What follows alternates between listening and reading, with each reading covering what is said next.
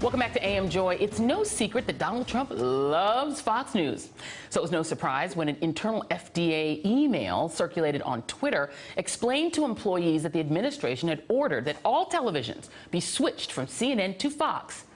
The FDA confirmed that the email was sent by the Office of Facilities to employees, but denied that there was any directive from the administration to switch to all Fox all the time. Although a source within the FDA told the Washington Post, Eric Wemple, that the TVs there are all tuned to Fox. Now, there's no denying that the Trump administration relies heavily on Fox News to disseminate its alternate reality. Trump is a professed fan of at the very least, he reportedly spends hours every day watching when he's not playing golf. And he fawns over Fox's coverage of his administration in tweets, because on Fox, Trump has exceeded all expectations. His questionable claims are validated, and his performance is described as decisive leadership. It's an alternative reality that serves at the pleasure of Trump. Meanwhile, the real reality of Fox News is where a woman allegedly was booted off the air after she wrote about her infertility, thus decreasing her sex appeal in the minds of her bosses, who require all the women on and off the TV to be hot. Where managers allegedly forced black employees to arm wrestle white female employees for their amusement. Where a black woman working as a receptionist was called not by her name by Bill O'Reilly, but by the name Hot Chocolate. And where facts that might be unpleasant for supporters of the Republican administration and the party are often replaced with alternative facts, just like the very best of state-run TV. The question remains, can this alternate reality sustain itself under a new lawsuit and an ongoing investigation by the feds? Back with me is conservative commentator Kirsten Haglund, and joining me now is New York City public advocate Letitia James and Tamara Holder, a former Fox News contributor who settled with Fox News over a sexual assault case. Thank you all for being here, ladies. And I want to come to you first on this, Tamara, because this New York Times piece that talks about your settlement, it really is unique. First of all, in the fact that you were able to get Fox to include the words sexual assault in the sort of joint statement they put out, and that they settled with you. Correct. And I really think that Fox did the right thing here, and that they're trying to do the right thing moving forward. They're cleaning house. They obviously got rid of Roger Ailes less than a year ago. They got rid of the top guy who produces, all of the advertising dollars, Bill O'Reilly. They got rid of Bill Shine. So it takes time. I think that they are trying to show that they did the right thing in my case and just as a network as a whole. Your case was more extreme, as bad as these other cases were of sexual harassment and sort of untoward comments and lewd advances. Your case was a case of sexual assault. It was quite serious. The person was fired. And in addition to that, your management, the people who were your talent management, your agents, instructed you not to say anything. Right, and that's where I really want people to understand why people don't come forward, why women don't come forward, whether it's at Fox News or anywhere else. It's fear. It's fear-based. I was told that I would be toxic if I went to Fox. And then they closed the door on me. They stopped doing work on my behalf. They refused to help my lawyers. And this is a major agency. This is ICM. We're not talking about some people that don't know how to do business. Yeah, and you in fact did disappear off TV. You stopped being on TV. Yeah, and most of the women have. Sure, and so they made me toxic. Yeah. They made me toxic. And yes, the other thing is that it's interesting that the women who have attacked other women publicly, their careers seem to be okay. Yeah. They're the ones who are still on TV, but the women who are actually hurt are toxic at no fault of our own. Did you get any support from the women, the female employees at Fox when this happened to you? That's a very interesting question. No. Not a one?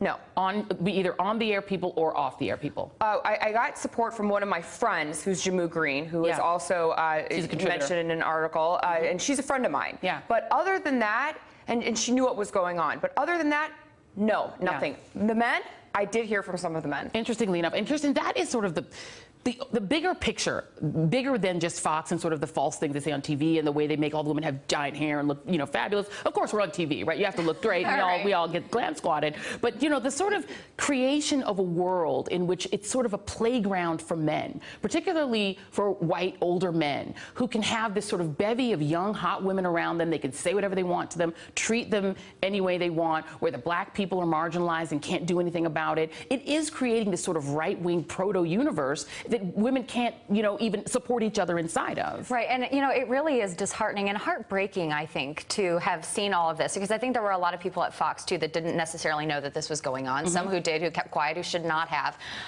But, and as someone also who has an entertainment background and was at Miss America, I see this across industries, but I think it's really generational, right? Thank you for saying Because you have older men who think that they can do this, even politicians, men who I've been in their offices on Capitol Hill, lobbying for mental health and eating disorder, and they pat their stomach, which they had an eating disorder, and you certainly don't look like that. I mean, so this is a mindset that needs to change across generations, and women, I think, are really finding their voice now to stand up for themselves and really show a generation of young women coming up that they're worth more than just what they look like. And thank you for saying that, because you come, as you said, out of the pageant world, which Donald Trump was very much involved in, and we know his history there of preying on even teenage girls and sort of treating them as a commodity. And it's awful. It's awful, right. And Letitia, now on the other side of this, there is, beyond the sort of horror of it for the way that women have to exist in these kinds of, in 2017, there's still a legal case here. Tell us the status. Your office brought an action in regard to the lying to shareholders aspect of this case, the fact that these settlements that were paid to women, settlements paid to people like Tamara, were not hidden investors. What's the status of that investigation? First, let me say congratulations on your one-year anniversary. Thank you. Two, let me say that as of last week, there were 15 cases against Fox News. And one case was a class action involving 13 separate individuals alleging racial discrimination. Right. So the cases are still ongoing. Yep. In addition to that, there's a federal investigation focusing on the payments, the accounting of the payments and how they were paid and whether or not they were reported as income or settlement. Yeah. In addition to that, there's the Human Rights Commission in the city of New York, which is continuing to investigate the climate and the culture within Fox News. Yeah, and I should read the statement that Fox News put out jointly with Tamara's lawyers, and this was published via the New York Times in the story that they put out on March 8th. It said, in a rare public disclosure, Fox News released this joint statement, and it said, immediately after Ms. Holder notified Fox News of the alleged incident, the company promptly investigated the matter and took decisive action, for which Ms. Holder thanks the network. This person was fired, the person who exposed himself to Tamara and assaulted her, essentially. So there at least was some action in that. But I think the bigger question, at least in the federal probe, is this question of whether or not the parent company of Fox News, whether or not there was lying about the payments. Federal prosecutors are looking into whether they tried to disguise $3.15 million in payments to an employee who said she had a 20-year affair with the network's former chairman, Roger Ailes, according to people involved in the investigation. Right. The fact that this goes all the way up to Roger Ailes, who ran the network, says something about the culture overall. And the reality is that when you disclose to shareholders, you're supposed to disclose the risk. Yep. And all of these lawsuits that have been filed against Fox News, again, create this atmosphere or this notion that Fox News is not being subject to all these harassment claims when we know that that's not true. Yeah. So they lied, they misrepresented, and they materially failed to disclose to shareholders. And a lot of those shareholders are New York City retirees. Yep. That in fact these lawsuits were not going on, and this climate and culture within Fox News was not going on in that corporation. And last but not least, right now they're trying to acquire another news outlet, right. and obviously that is impacting them because one of the determinations is whether or not they're fit and proper. And clearly, based on these allegations, these 15 claims, racial discrimination and class action, they are not fit and proper at all. And that's a really important point. I want to come to Tamara, but first I want to go to Kirsten on this question of the climate. You talked about this climate, and both of you guys have talked about this climate. There's an investigation also being looked into as to whether Roger Ailes used prominent private investigator Bo Dietl, who appears on the network, to probe the backgrounds of people perceived to be a threat to either Mr. Ailes or to the channel. So there's this question of people actually feeling threatened, not just by their agents saying that you'll disappear, but actually threatened by being investigated. Yeah, I mean, there's definitely a climate of control, but I think that they really do want to change that. And I think that the changes that are slowly being made are good for all organizations, right? This is a win for everyone. And I do just want to point out as well that Janice Dean recently came back, and she's a meteorologist at Fox, and and she had surgery, a neck surgery, plastic surgery that didn't go well, and she was very open about that, and that plays into this whole sexuality and attractiveness and women getting older and all that. And they highlighted her op-ed. You know, they were very prominent in sharing her story, and it was really celebrated. So I think the right mindset is going into trying to change some of this. I think we can all agree that for women it's been far too long coming, but I think there definitely is a change agent of culture. And I think it's because they want to make that acquisition and they know they have to clean things up. The woman who's now running Fox News, the president, reportedly was the enforcer of the miniskirt policy. So it's interesting